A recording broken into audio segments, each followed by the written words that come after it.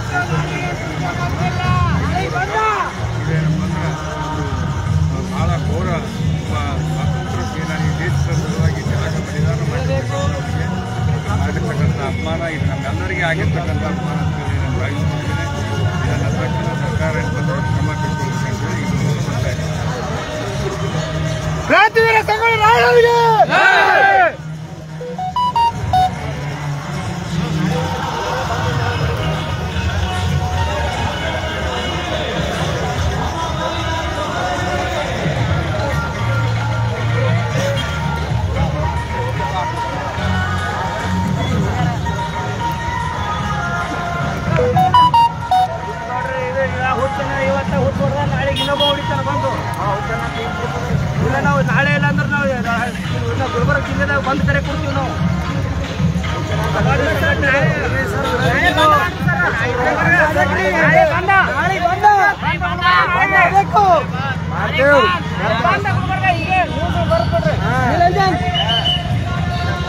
ನಿರಂಜನ್ ಎಲ್ಲ ಕರಿ ನಿರಂಜನ್ ಬಾ ನಿರಂಜನ್ ಕರೀರೋ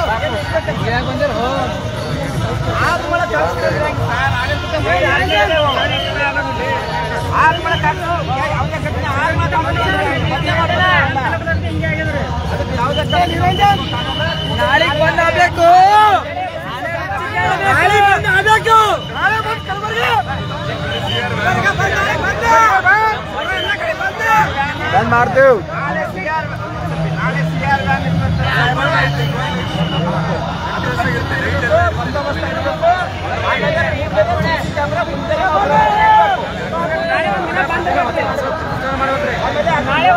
ನಾಳೆಗೆ ಬಂದು ಇರಲೇಬೇಕು. ಆ ಮೂರ್ತಿ ಭಗ್ನ ಆಗ್ಯದ ಸರ್ಕಾರದಿಂದ ಕೂಡ್ಸಪ್ಲೆ ಆಗ್ಬೇಕು.